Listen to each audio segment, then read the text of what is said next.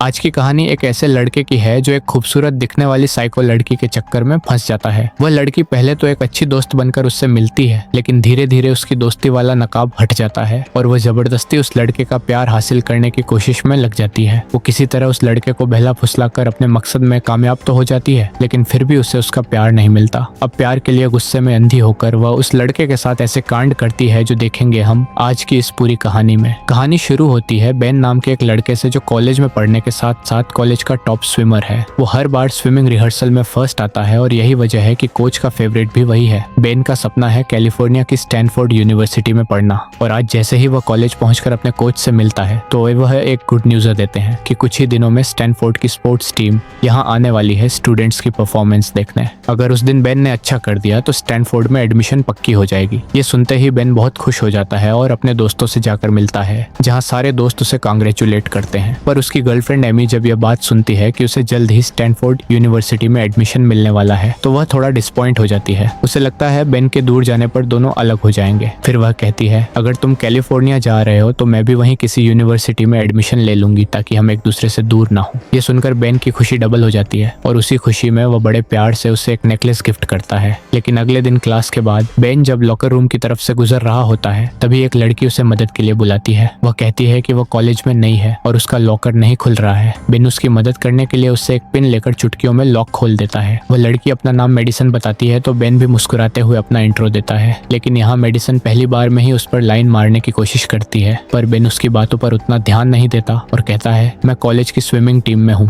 चाहो तो कभी देखने आ जाना। इसके बाद बेन हॉस्पिटल में जाता है जहाँ वह एक नर्स की तरह पार्ट टाइम जॉब करता है। उसके पापा बचपन में ही गुजर गए और अब फैमिली में सिर्फ उसकी माँ है। फिर शाम के वक्त वह अपने फ्रेंड जोश के साथ स्विमिंग पूल पहुंचता है। जोश एक्साइटेड होकर कहता है, क्या तुझे पता है कॉलेज में एक नई लड़की आई है जो काफी खूबसूरत है, मैं सोच रहा हूँ उसे प्रपोज कर दूं। बेन कहता है, अगर तू मेडिसिन की बात कर रहा है तो मैं उससे मिल चुका हूँ, वह काफी खूबसूरत नहीं बहुत ही ज्यादा खूबसूरत है, पर भाई तुझसे वह पटने वाली नहीं है। फिर स्विमिंग के बाद बेन अपनी कार से घर लौट रहा होता है कि अचानक सामने मेडिसिन आ जाती है। बेन तुरंत उतरकर उसकी किताबें उठा देता है और कहता है कि क्या तुम्हें घर छोड़ दूं। मेडिसिन मान जाती है और रास्ते में दोनों बहुत सारी बातें भी करते हैं। फिर बेन उसे घर के सामने ड्रॉप कर देता है और मेडिसिन उसे थैंक यू कहकर अंदर चली जाती है। लेकिन बेन घर लौटकर देखता है कि मेडिसिन अपनी नोटबुक उसकी कार में ही भूल गई है। वह नोटबुक उठाकर अपने कमरे में आता है और जैसे ही उसे खोलता है अंदर उसे ढेर सारे म्यूजिक नोट्स नजर आते हैं। इसके बाद वह नोटबुक पर लिखी नंबर पर कॉल करके मेडिसिन को बताता है कि उसकी नोटबुक कार में रह गई थी, तो मेडिसिन उससे रिक्वेस्ट करती है, प्लीज उसे लेकर मेरे घर आ सकते हो। बेन हाँ कर देता है और अगले दिन सुबह ही मेडिसिन के घर पहुंच जाता है। लेकिन डोरबेल बजाते ही मेडिसिन की जगह उसका कजिन क्रिस्टोफर दरवाजा खोलता है, जिसका बिहेवियर थोड़ा अजीब सा है। वह कहता है, नोटबुक मुझे दे दो, मैं मेडिसिन को दे दूंगा। तभी वहाँ मेडिसिन आ जाती है और न जाने क्यों उसके आते ही क्रिस्टोफर अंदर चला जाता है। मेडिसिन बेन से कहती है, तुमने मेरी मदद की इसलिए एक स्पेशल ट्रीट तो बनती है। इसके बाद वो बेन को लेकर एक रेस्टोरेंट में जाती है। वहाँ मेडिसिन मजाक करते हुए पूछती है, उस दिन तुमने वो लॉकर बस एक पिन से खोल दिया था, क्या तुम पहले चोर थे?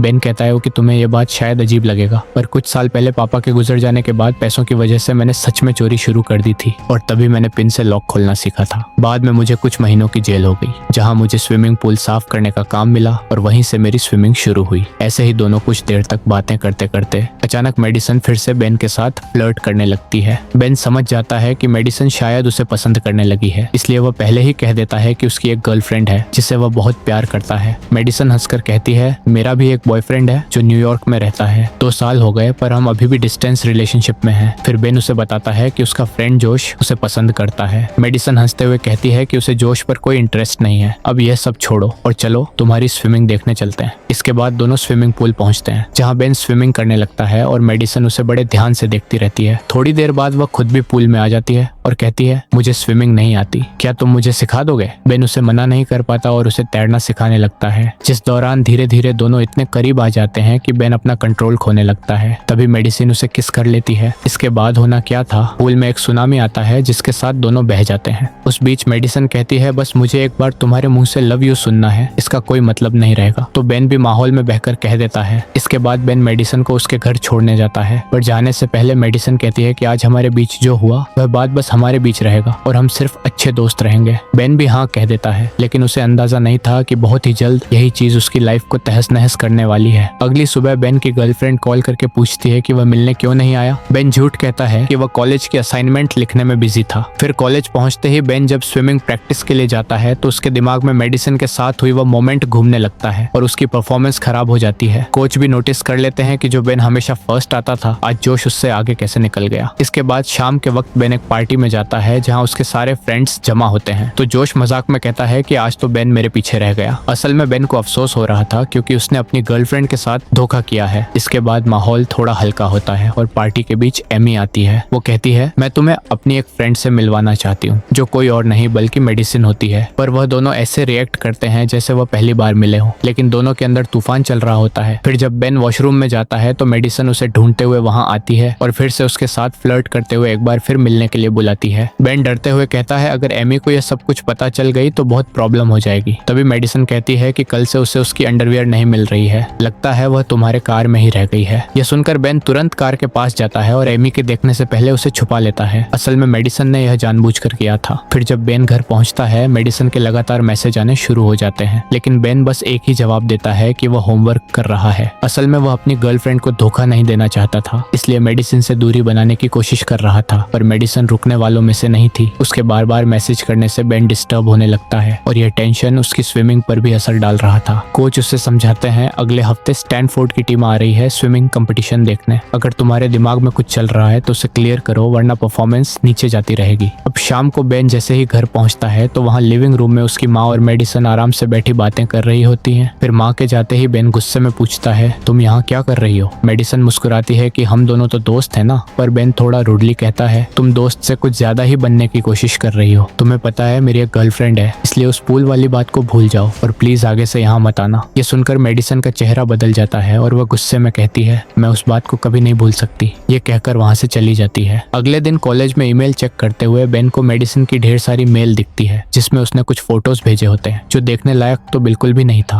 तभी वहाँ एमी आ जाती है तो फिर वह बहुत मुश्किल से सिचुएशन को संभालता है। इसके बाद वह स्विमिंग करने जाता है। इस बीच वहाँ मेडिसिन फिर से आती है और बेन को चिढ़ाने के लिए उसके सामने ही जोश के पास जाकर उसे किस करने लगती है। पर बेन को कोई फर्क नहीं पड़ता, बल्कि वह राहत महसूस करता है कि शायद अब इससे पीछे छूट जाएगा। लेकिन इसके बाद लॉकर रूम में मेडिसिन फिर आ जाती है और पागलों की तरह कहती है, मैं सिर्फ तुम्हें चाहती हूँ, हम साथ रह सकते हैं, तुम बस अपनी गर्लफ्रेंड से ब्रेकअप कर लो, फिर जो भी तुम कहोगे वो मैं करने के लिए तैयार हूँ। और वैसे पूल में तुमने ही कहा था कि तुम मुझसे प्यार करते हो। बेन सख्ती से जवाब देता है कि मैं सिर्फ एमी से प्यार करता हूँ और तुम जानती थी कि उस बात का कोई मतलब नहीं था, अब प्लीज मुझे माफ करो। इतना कहकर वह निकल जाता है, लेकिन मेडिसिन इतनी आसानी से रुकने वाली नहीं थी और यह रिजेक्शन उसे और भी खतरनाक बना देता है। फिर सीन कट होता है हॉस्पिटल में, जहाँ बेन पार्ट टाइम काम करता है, लेकिन आज जैसे ही वह मरीजों को दवाइयाँ देता है, थोड़ी ही देर में उन्हें अजीब साइड इफेक्ट्स होने लगते हैं। बेन घबरा जाता है और मैनेजमेंट उसे सख्त चेतावनी देते हैं। बेन समझ जाता है कि यह मेडिसिन का ही काम है। इसके बाद गुस्से में वह सीधे मेडिसिन के पास जाता है और कहता है, तुम आखिर किस तरह की लड़की हो? तुम्हारी पागलपन की वजह से आज किसी की जान चली जाती। अपने दिमाग में अच्छे से ये बात डाल लो कि आज के बाद मेरी जिंदगी से दूर रहोगी और अपनी ये शक्ल लेकर मेरे सामने कभी नहीं आओगी। अब बेन फैसला करता है कि एमी को सब कुछ सच बता देगा। उसे डर था कि मेडिसिन अगर पहले बताएगी तो अपने हिसाब से पूरी कहानी पलट देगी, लेकिन एमी रेस्टोरेंट में जॉब करती थी और वह काम में बिजी थी, इसलिए वह बेन से कहती है, कल कॉलेज में बात करते हैं। लेकिन अगले दिन जैसे ही बेन कॉलेज पहुंचता है तो पूरी सिचुएशन बदल जाती है। हर स्टूडेंट उसी की बात कर रहा होता है क्योंकि मेडिसिन ने पूल वाली बात पूरे कॉलेज में फैलाकर रख दी थी। एमी रोते हुए बेन को थप्पड़ मारती है और बिना कुछ सुने रोते हुए चली जाती है। बेन उसके पीछे जाता है पर एमी कुछ सुनने को तैयार नहीं होती। ऊपर से मेडिसिन ये सब देखकर मुस्कुरा रही थी क्योंकि वह यही चाहती थी। अब दोनों के बीच एक लंबी खामोशी छा जाती है।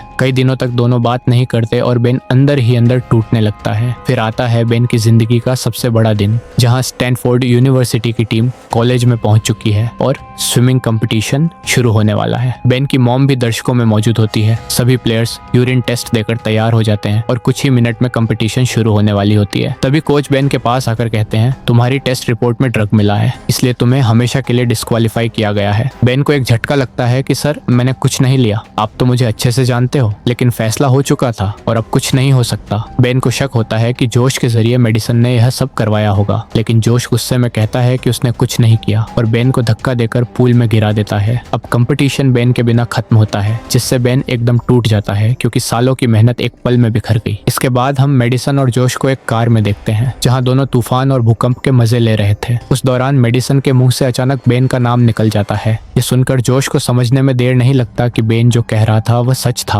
असल में मेडिसन ने बहुत चालाकी से जोश के जरिए बेन के ड्रिंक में ड्रग मिलाए थे और जोश को कुछ पता ही नहीं था। सच्चाई जानने के बाद जोश गुस्से में कार से उतरकर चला जाता है, जबकि मेडिसन चिल्लाती रह जाती है कि वापस अंदर आओ। इसके बाद कहानी हमें बेन की तरफ ले जाती है, जहां वो आखिरी बार स्विमिंग पूल में उतरता है क्योंकि अब वह कभी किसी कंपटीशन में हिस्सा नहीं ले पाएगा। लेकिन जैसे ही पूल में उतरकर कुछ दूर आगे जाता है तो अचानक एक लाश से टकरा जाता है। वह घबरा कर देखता है तो वह जोश की डेड बॉडी थी, जिससे वह बुरी तरह डर जाता है। इसके बाद जोश की फ्यूनरल होती है, जहां सब लोगों के साथ मेडिसिन भी मौजूद होती है। लेकिन बेन के मन में शक था कि यह काम मेडिसिन जैसी साइको लड़की ही कर सकती है और इसी वजह से अगले ही दिन वह सच्चाई की तलाश में दबे पांव उसके घर पहुंच जाता है। उस वक्त मेडिसिन कुछ गेस्ट के सामने वायोलिन बजाने में बिजी थी और इसी मौके से बेन उसके रूम में घुस जाता है। वहां उसे एक बॉक्स में बहुत सारी न्यूज़पेपर के कटिंग मिलते हैं, जिनमें सिर्फ बेन की टूर्नामेंट्स जीतने की न्यूज थी। साथ ही एक फोटो भी थी जिसमें एमी का चेहरा काटकर उसने अपना चेहरा चिपकाया हुआ था। अब बन को पूरी तरह समझ आ गया था कि मेडिसिन ये सब बहुत पहले से प्लान कर रही थी। तभी अचानक कमरे में मेडिसिन का भाई क्रिस्टोफर आ जाता है और डरते हुए कहता है, बन तुम्हें जल्दी यहाँ से निकलना होगा, अगर उसने देख लिया तो वह तुम्हें भी मार देगी। इसके बाद क्रिस्टोफर उसे खिड़की से बाहर निकाल देता है और फिर वह उसे अपने साथ लेकर मेडिसिन के एक्स बॉयफ्रेंड लिन के घर के बाहर पहुंच जाता है। बेन अंदर जाता है जहाँ उसे पता चलता है कि लियोन 2 सालों से कोमा में है और उसकी यह हालत मेडिसिन की वजह से हुई है।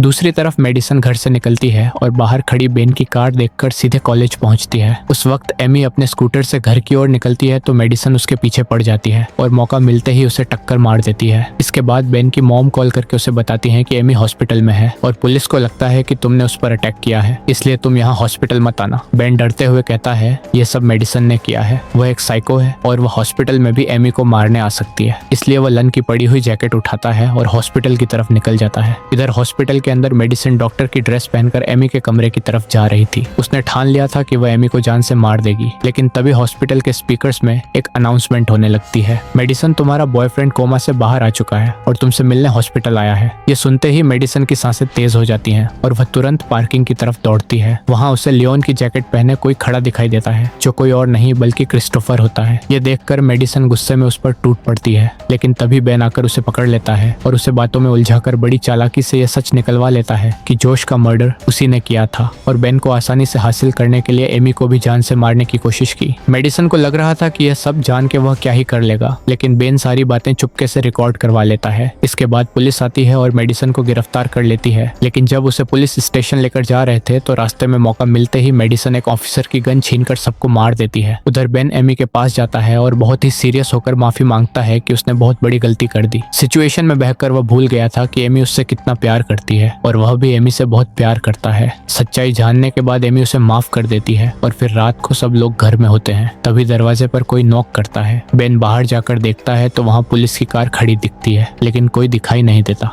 वापस अंदर आता है तो अपनी मॉम को फर्श पर बेहोश पड़ा देखता है। तभी अचानक कोई पीछे से आकर उसे भी बेहोश कर देता है। फिर जब उसे होश आता है तो एमी कमरे में नहीं होती। वह फौरन कार लेकर उसे ढूंढने निकल पड़ता है। तभी उसे मेडिसिन मैसेज करके स्विमिंग पूल में मिलने के लिए बुलाती है। बेन वहां पहुंचकर देखता है मेडिसिन ने एमी को चेयर में बांधकर पूल के पास रखा है और वह चिल्लाकर कहती है,